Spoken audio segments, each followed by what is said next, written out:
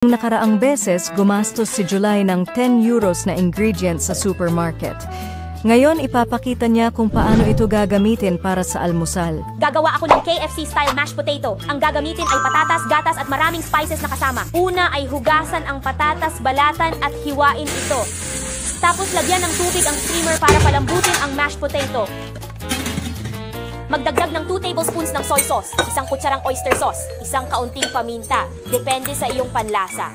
Magdagdag ng 3 kutsarang starch na sakto lang sa gusto nyo at lagyan ng sapat na tubig. Tapos haluin ito. Ganito ang itsura kapag nahalo na lahat. Ilagay sa kawali. Tiningnan niya muna ang recipe niyo bago bumili. Sa palagay ko ay masarap ito. Ayos, luto na ang patatas. Magdagdag tayo ng kaunting gatas. Hindi kailangan ng marami. Ngayon, ihalo ito hanggang maging mashed. Ngayon, ihahalo ko na ito. Hindi ito maganda, lagyan pa natin ng spice. Pwede nang inumin ng gatas. Ito ay galing sa bahay. Lagyan natin konti.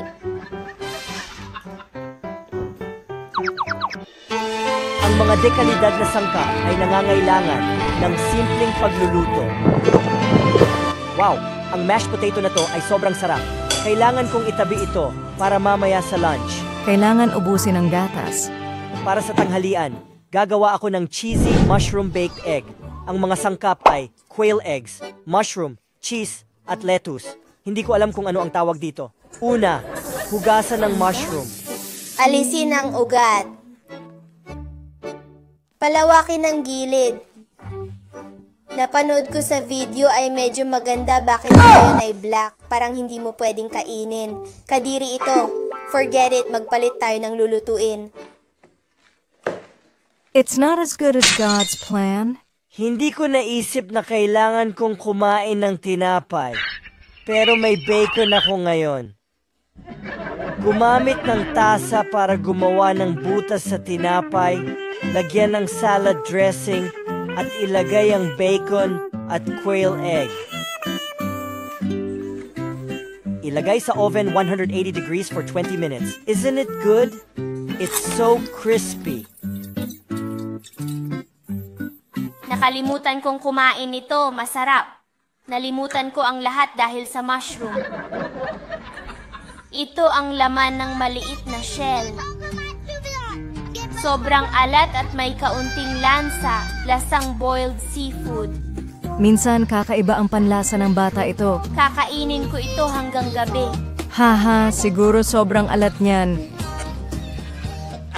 Kakain na ako ng hapunan, kaya ilalagay ko na ang gulay sa microwave.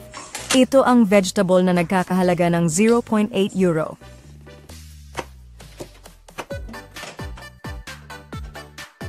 Ding 5 minuto.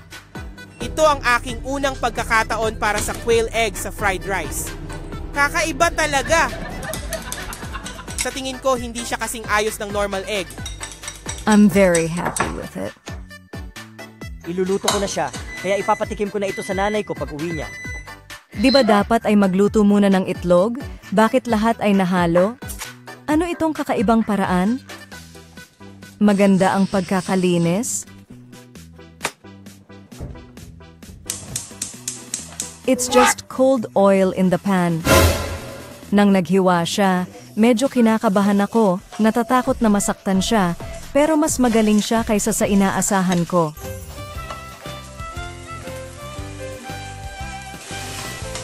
Maganda ang pagkakaluto ng fried rice. Tamaang lang ang alat. Pati ang paglalagay sa plato ay kakaiba ang paraan. Alam niyang mag-ayos. I am not bad at this, am I? Mashed potato nung umaga at big meal ngayong gabi. Alam niyo na ang mga susunod na pangyayari.